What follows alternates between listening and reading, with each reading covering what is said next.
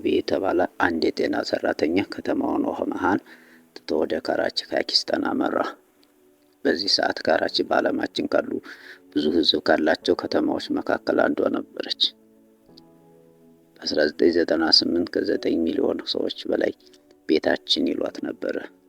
ከተማዋ የፓኪስታን የኢኮኖሚ ማዕከልና የትራንስፖርት እምብርት ናት። በስፋት ከሚሰሩ የቀጠናው የአየር ማረፊያና የባህር ወደቦች መካከል አብዛኛዎቹን ታስተሳስራለች። ገበያ በሚበዛበት የከተማዋ ክፍል ባሉ መንገዶች ዙሪያ ደረጃቸውን የጠበቁ የመኖሪያና የመገበያያ ቦታዎች ማግኘት ይቻላል። ይሁን እንጂ ካራቺ ለመኖር ከማይመቹ የዓለማችን ከተማዎች መካከል አንዷ ናት።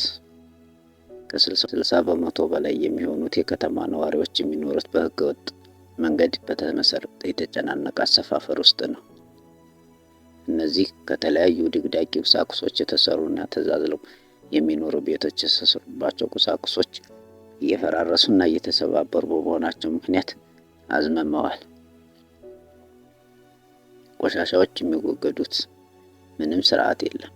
የመብራት ዝርጋታዎችን በስርዓቱ አልተሰሩም። ንጹህ የመጠጥ ውሃ አቅርቦት የለም። በደረቅ የበጋ ወራት የከተማዋ መንገዶች የአቧራና የቆሻሻ መናኸሪያ ናቸው። በዝናባማ ወራት ደግሞ የጭቃና የጎርፍ መናኸሪያ ትሆናለች።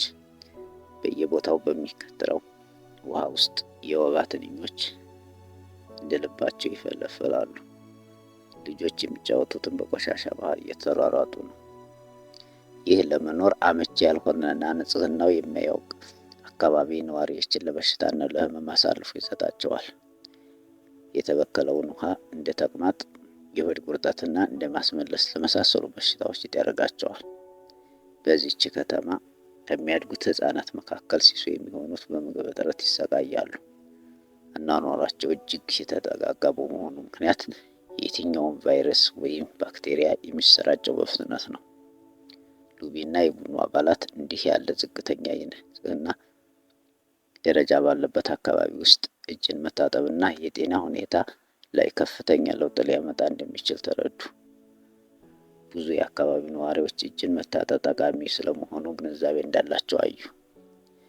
ግንዛቤ ይኖራቸው እንጂ አብዛኛዎቹ ነዋሪዎች እጃቸውን የሚታጠቡት ለይስሙላ ነው። አንዳንዶቹ እንደውም ውሃ እጃቸው ላይ ያፈሳሉ ቢባል ይቀላል። አንዳንዶቹ ደግሞ አንድ እጃቸውን ብቻ ይታጠባሉ። ምግብ ከመስራታቸው በፊት እንደውም አይታጠቡም። ሁሉም ሰው እጅን መታጠብ ጠቃሚ መሆኑን ይናገራል። ይህን ልማድ አድርገው የሚተገብሩት ግን በጣም ጥቂቶች ናቸው። እናም ችግሩ የእውቀት እጦት አልነበረም። ችግሩ በወጥነት የመተግበር ልማድ እንጂ። በጊዜ ነበረ ሉቢና ቡድኑ ፕሮክተር ኤንድ ጋምብል ከተባለ ድርጅት ጋር በመጣመር ለነዋሪዎች የተህዋሲያን መከላከያ ሳሙና ለማከፋፈል ያቀዱት። ይህ ሳሙና ከሌሎች ሳሙናዎች በተለየ መልኩ ደስ የሚል እና ለመጠቀም የሚያነሳሳ ነበር። ሳሙናው በፓኪስታኖች ዘንድ ተወዳጅ ነበር። የጥናቱ ተሳታፊዎች ሳሙናውን እንዴት እንደወደዱት ደጋግመው ገልጸዋል። ሳሙናው አረፋ የሚያወጣው ቶሎ ነው፣ ሽታውም ማራኪ ነው። በዚህ የተነሳ እጅን መታጠብ በተወሰነ ደረጃ ደስ የሚል ነገር ሆነላቸው። ሉቢ እንዲህ ይላል፣ እጅን መታጠብ የማስረጽ ስራ ባህልን እንደ መፍጠር እንጂ ባህሪን እንደ መቀየር አላየውም። ለሰው ምንም አይነት አዎንታዊ ስሜት ምላሽ የማይሰጣቸውን ባህሪ ከማዳበር ይልቅ ጠንካራ አዎንታዊ ስሜት የሚሰጣቸውን ምርት መልመድ ቀላል ይሆንላቸዋል። ለምሳሌ ጥርስ መቦረሽን ልማድ ከማድረግ ይልቅ ጥሩ ስሜት ያለውን የጥርስ ሳሙናን ልማድ ማድረግ ይቻላል ወይም ይቀላል። በፕሮክተር ኤንድ ጋምብል ውስጥ ያሉ የማርኬቲንግ ሰዎች የሚያወሩትም አዎንታዊ የእጅ መታጠብ ተሞክሮን ስለመፍጠር ነው። በወራት ውስጥ በአካባቢ በሚያድጉ ህጻናት ጤና ላይ ከፍተኛ መሻሻል እየታየ መሆኑን አጥኚዎች ተመለከቱ። የተቅማጥ በሽታ የሚፈጠርበት ሁኔታ በ52% ቀነሰ። የሳንባ ምች የ48%፣ የባክቴሪያ እና የቆዳ ኢንፌክሽን ደግሞ የ35% ቅናሽ አሳዩ። የረጅም ጊዜ ውጤቱ ደግሞ ከዚህ የተሻለ ነበር። ሉቢ እንዲህ ብሎ ተናግሯል። ከ6 ዓመታት በኋላ ወደ እነዚያ መንደሮች ሄድን ነበር። በዚህ ጊዜ እንዳየነው ሳሙና በነፃ ከሰጠናቸው እጃቸውን እንዲታጠቡ ከመከርናቸው ሰዎች መካከል 95% የሚሆኑት ሳሙና የተቀመጠለትን የእጅ መታጠቢያ ቦታ እንዳላቸው አይተናል። ጥናቱን ጨርሰን ከወጣን በኋላ ላሉት 5 ዓመታት ለእነዚህ ሰዎች አንድም ሳሙና አልሰጠናቸውም። ለሙከራ በምንሰጣቸው ወቅት በነበረ ልምምዶች ግን እጅን መታጠብ ልማድ አድርገው ስለነበረ ይዘውት ቀጠሉ። አንድ ተግባራዊ ክንውን አርኪና አስደሳች ከሆነ ልንደግሞ የመቻላችን እድል ከፍተኛ ነው። ይህ ሙሉ በሙሉ አመክንዮ ነው። በሚለሰልስና ደስ የሚል ሽታ ባለው ሳሙና እጅን መታጠብ የሚገኘውን እርካታ እንደ ማጣጣም ያሉ ስሜቶች ለአእምሯችን ደስ ይላሉ። በቀጣይ ይህንን ነገር ድገመው የሚል መልእክት የሚያስተላልፉ ምልክቶች ሲግናል ናቸው። እርካታ አንድን ተግባር እንድናስታውሰውና እንድንደጋግመው የተገባ መሆኑን ለአእምሮህ የሚያስተምሩ ስሜቶች ናቸው። ማስቲካ ማኘክን ውሰድ። ማስቲካ ከ1800ዎቹ ጀምሮ ይሸጥ የነበረ ነገር ቢሆንም ዓለም አቀፍ ልማድ የሆነው ግን ሪንግሊ ከተዋወቀበት ከ1891 ጀምሮ ነው። ከዚያ በፊት የነበሩት ማስቲካዎች ጣዕማቸው ያን ያህልም አልነበረም። ሪንግሊ ግን በማስቲካዎቹ ላይ የተለያዩ የፍራፍሬ ጭማቂዎችና የሌሎች ጣፋጭ ነገሮችን ጣዕም በመጨመር ኢንዱስትሪው ላይ አብዮት አስነሳ። ማስቲካም ለማኘክ ደስ የሚልና የሚያረካ ነገር ሆነ። እነሱ ግን በዚህ አላቆሙም። ማስቲካን ማሽኘክ አፍን ለማጽዳት እንደሚጠቅም አድርገው በመስራት በማስታወቂያው አጥለቀለቁት። ደስ የሚል ጣዕምና የአፍ ንጽህና ስሜት ተደማምረው ማስቲካን እርካታ የሚሰጥ ነገር አደረጉት። ፍጆታው በአንድ ጊዜ ተተኮሰ። ሪንግሊ የዓለማችን ግዙፍ የማስቲካ አምራች ድርጅት ሆነ። የጥርስ ሳሙናና ጉዞውም ተመሳሳይ ነው። አምራቾቹ ታላላቅ ስኬቶችን የተጎናጸፉት የተለያዩ ነገሮችን በመጨመር የሳሙናውን ጣዕምና አረፋነት አርኪ እንዲሆን ማድረግ በቻሉ ጊዜ ነው። እነዚህ አዳዲስ ጣዕሞች የሳሙናውን ጥረት ኢፌክቲቭነስ የሚያሻሽሉ አይደሉም። እነዚህ ጣዕሞች የሚያደርጉት ነገር ቢኖር የንጹህ አፍ ስሜት እንዲኖርህ በማድረግ የጥርስ ሳሙና መጠቀም እርካታ የሚሰጥ ነገር እንደሆነ እንዲሰማህ ነው።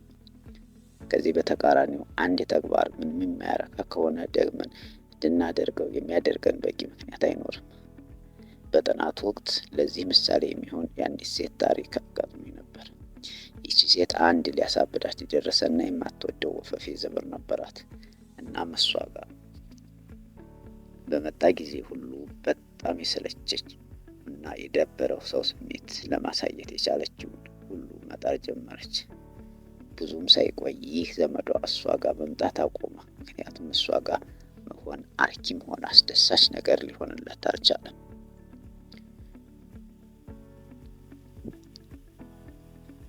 እንደዚህ አይነት ታሪኮች የባህሪ ለውጥ አብይ ህግ ምሳሌዎች ናቸው። ያሸለመ ተግባር ይደገማል፣ ያስቀጣ ደግሞ ይወገዳል። ወደፊት ምን ማድረግ እንዳለብህ የምትማረው ባለፈው ባደረግከው ነገር ያገኘኸውን ሽልማትና የደረሰብህን ቅጣት አስልተህ ነው። አዎንታዊ ስሜቶች ልማድን ያመርታሉ፣ አሉታዊ ስሜቶች ግን ልማድን ያጠፋሉ። ራስህን በአፍሪካ ጫካዎች ውስጥ የሚኖር አንድ የዱር እንስሳት አድርገህ ውሰድ። ቀጭኔ፣ ዝሆን ወይም አንበሳ። በየትኛውም ቀን ላይ የምታደርጋቸውን ነገሮች ውጤት የምታየው ወዲያውኑ ነው። ሁልጊዜ የምታስባቸው ነገሮች ምን ልብላ፣ የት ልተኛ ወይም ጠላቴን እንድላጥፋ የሚሉ ናቸው። የህይወትህ ሙሉ ትኩረት በአሁኑና በጣም ቅርብ በሆነው ወደፊትም ላይ ነው የምትኖረው። ሳይንቲስቶች ወዲያውኑ ውጤት በሚያገኝበት አካባቢ ኢሚዲየት ኢንቫይሮንመንት በሚሉት ሁኔታ ውስጥ ነው። ምክንያቱም እያንዳንዱ ተግባርህ ግልጽና ወዲያው የሚመጡ ውጤቶችን ያስገኙልሃል። አሁን ደግሞ ወደ ሰውነት ኑባሪህ ህይወትህ ተመለስ። በዘመናዊ ማህበረሰብ ውስጥ ዛሬ የምትመርጣቸው አእምሮዎቹ አብዛኛዎቹ ምርጫዎችህ ዛሬውን ውጤት አያመጡልህም። በስራ ቦታ ላይ ጥሩ ስራ ከሰራህ ክፍያህ በሳምንት ውስጥ ልታገኝ ትችል ይሆናል።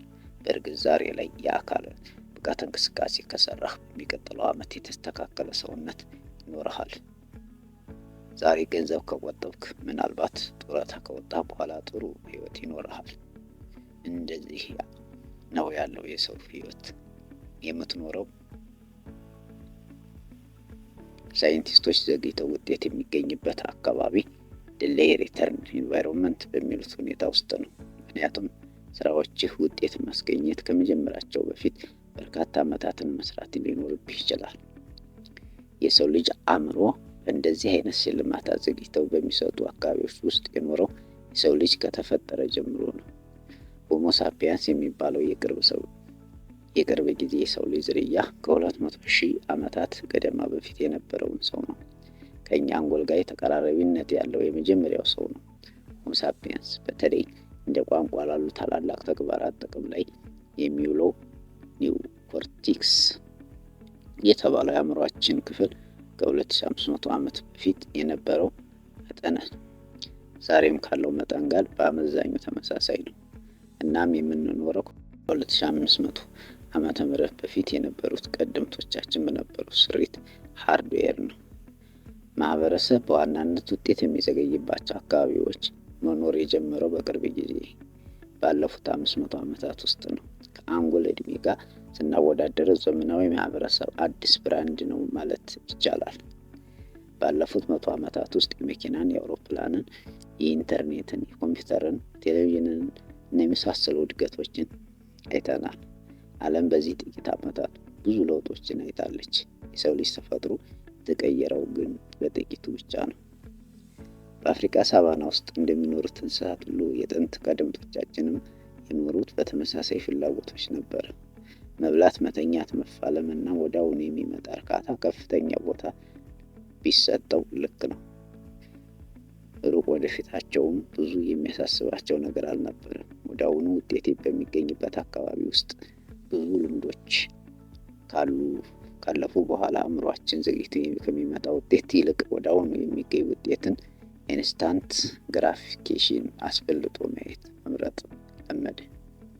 የስነ ባህሪ ጥናት ባለሙያዎች ይህንን ዝንባሌ እንደየመጣበት ጊዜ የሚለያይ ታይም ኢንኮንሲስተንሲ ይሉታል።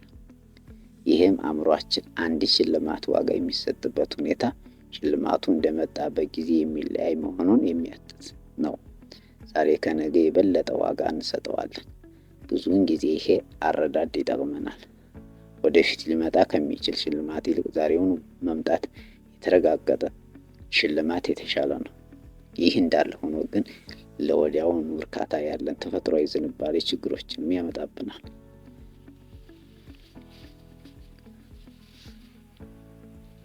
ማጨስ የሳንባ ካንሰር እንደሚያመጣ የሚያውቅ ሰው የሚያጨሰው ለምንድን ነው? ጣፋጭ ምግቦችን መብላት ለጤና ጠንቅ መሆኑን የሚያውቅ ሰው ጣፋጭ ምግቦችን የሚበላው ስለምንድን ነው? አንድ ጊዜ አእምሮ ሽልማቶችን እንዴት እንደሚያበላልጥ ከተረዳ እነዚህ አይነቶች ጥያቄዎች መልሶ ግልጽ ነው። የመጥፎ ልማዶች እውነተኛ ውጤት የሚመጣው ዘግይቶ ሲሆን ሽልማታቸው የሚመጣው ግን ወዲያውኑ ነው። ማጨስ በ10 ዓመታት ውስጥ ሊገድህ ይችላል። ከጭንቀትና ከመቋመጥ ፍላጎት የሚገላግልህ ግን ልክ ስታጨስ ነው። ጣፋጭ ነገሮችን መብላት ለረጅም ጊዜ ለበሽታ ያጋልጥሃል። ስትበላቸው የሚኖረው ጥጣ የመጣፈጥ ስሜት ግን ደስ ይላል። በጥንቃቄ ይሁን ያለ ጥንቃቄ ጉድለት በእያንዳንዱ ልማድ በጊዜ ዑደት ላይ ብዙ ውጤቶችን የሚያመጣ ነው። እንዳለመታደል ሆኖ ደግሞ እነዚህ ውጤቶች ትክክለኛው ጥምረት እናገኛቸዋለን። መጥፎ ልማዶች ወዲያውኑ የሚመጣው ውጤታቸው ደስ የሚል ሲሆን የመጨረሻውና ዋና ውጤታቸው ግን መጥፎ ነው። የጥሩ ልማዶች ነገር ደግሞ በተቃራኒው ነው። ጥሩ ልማዶችን ስታደርግ ወዲያውኑ የሚመጣ ውጤት ደስ አይልም። ጣፋጩና አስደሳቹ እውነተኛው ውጤታቸው የሚመጣው ዘግይቶ ነው። ፈረንሳዊ የምጣኔ ሀብት ባለሙያ ፍሬድሪክ ባስቲያት ይህንን ነገር እንዲህ ብሎ በሚገባ አብራርቷል። ሁልጊዜ ቶሎ የሚመጡ ውጤቶች ደስ የሚሉ ከሆኑ ዘግይተው የሚመጡ ውጤቶች መጥፎ ይሆናሉ። በተቃራኒው እንደዚህ ነው። ብዙውን ጊዜ ደግሞ የአንድ ልማድ የመጀመሪያ ፍሬ ጣፋጭ ከሆኑ ከዚያ በኋላ ዘግይተው የሚመጡ ፍሬ መራሮች ይሆናሉ። በሌላ አባባል የጥሩ ልማዶች ዋጋ ዛሬ ላይ ናቸው። የመጥፎ ልማዶች ዋጋ ግን ወደፊት ላይ ናቸው። አእምሮ የአሁኑኑ ቅጽበት ቅድሚያ ይሰጣል ማለት በመልካም ፍላጎት ላይ መተማመን አትችልም ማለት ነው። መጽሐፍ ለመጻፍ ክብደት ለመቀነስ ወይም ቋንቋ ለማጥናት እቅድ ስታወጣ እቅዱን ያወጣኸው ለወደፊት ማንነት ነው። ህይወትህ ምን መምሰል እንዳለበት ስታስብ ደግሞ ተግባሮችን በረዥም ጊዜ ጠቃሚነት ውስጥ ዋጋ ለመስጠት ቀላል ይሆናል። ሁላችንም ለወደፊቱ ህይወታችን የተሻለ ህይወትን እንፈልጋለን። የእኛን ውሳኔ ሰጭነት የሚጠይቁ ነገሮች ላይ ስንሆን ግን ብዙውን ጊዜ የሚያሸንፈን ወዲያውኑ የሚመጣ እርካታ ነው። ስለሆነም የተሻለ ህይወትን፣ የተሻለ ጤናንና የተሻለ እውቀትን ለሚመኝ ለነገው ማንነት የሚሆነውን ነገር አትመርጥለት። ይልቁንም ጥጋብን፣ ደስታንና ዝናናትን ለሚፈልጋቸው የዛሬውን ማንነት የሚሆነውን ነገር ነው የምትመርጠው። ከአንድ ተግባር ወዲያውኑ የሚገኝ እርካታን ባጣጣምኩ ቁጥር ይህ ተግባር ከወደፊቱ የረዥም ጊዜ ግቦች ጋር የሚስማማ መሆን አለመሆኑን በአንክሮ መጠየቅ አለብህ። አእምሯችን አንዳንድ ባህሪያትን እንዲገመግም፣ አንዳንድ ባህሪያትን ደግሞ እንዲተው የሚያደርጉትን ምክንያቶች በቀኝ መልኩ የባህሪ ለውጥን አብይ ህግ እናሻሽለው። ይህ ወዲያውኑ የሚመጣ እርካታን የመምረጥ ባህሪያችን ስለ ስኬት አንድ ጠቃሚ እውነታ ይነግረናል። አብዛኛው ቀናችንን የምናሳልፈው ቶሎ የሚገኝ እርካታዎችን በማሳደድ ነው። የዘገየ እርካታ ጋር የሚያደርስን መንገድ ግን ብዙውን የሚሄደው ሰው የለም። ሽልማቱ እስኪመጣ ድረስ በትዕግስት ከመጠበቅ ዳጎስ ያለ ካሳን ትቀበላለህ። ነገር ግን የጥንቱ ብሂል እንደሚለው የመጨረሻው ማይል ከሁሉም ያልተጨናነቀውን ማይል ነው። ብዙ ጥናቶች ያሳዩት ይህንን ነው። እርካታቸውን በማዘግየት የተዋጣላቸው ሰዎች የተሻለ የትምህርት ውጤት፣ አነስተኛ የመወፈር እድል፣ ከፍ ያሉ ማህበረሰባዊ ክህሎቶችና የመሳሰሉት መገለጫዎች አሏቸው። እነዚህን ሁሉ ክፍያዎች በእያንዳንዳቸው በህይወታችን ውስጥ ሳናያቸው አንቀርም። ቴሌቪዥን ማየትህን ትተህ አድርገህ ጥናትህን ከቀጠልክ የተሻለ እውቀት ይኖርሃል፣ የተሻለ ውጤት ታመጣለህ። ፌስቡክ መጎርጎርህን ተወት አድርገህ መጽሐፍ ማንበብህን ጠበቅ ካደረግክም እንዲሁ። እናም በየትኛውም ዘርፍ ያለ ስኬት ዘግይቶ የሚመጣው ውጤት አስበህ ወዲያውኑ የሚመጣውን እርካታ ይቅርብኝ እንድትል ይጠበቅብሃል። ችግሩ ግን ይህ ነው። እርካታን ማዘግየት የተሻለው መንገድ እንደሆነ ያምናሉ። እንደ ጤና፣ ሰላምና ምርታማነት ያሉ የጥሩ ልማዶችን ትሩፋቶች ማግኘት ይፈልጋሉ። ይሁን እንጂ በወሳኝ ቅጽበት ወቅት እነዚህ የጥሩ ልማዶች በረከቶች አእምሯችን ውስጥ ጎልተው አይታዩንም። አመስጋኝ እንድንሆን በሚያስገድደን ሁኔታ ጥሩ ነገርም አለ። እርካታን ማዘግየት መለማመድ ትችላለህ። ይህንን ማድረግ ያለብህ ግን ለሰው ተፈጥሮ በተስማማ ሁኔታ እንጂ ከተፈጥሯችን ተቃራኒ በሆነ ሁኔታ አይደለም።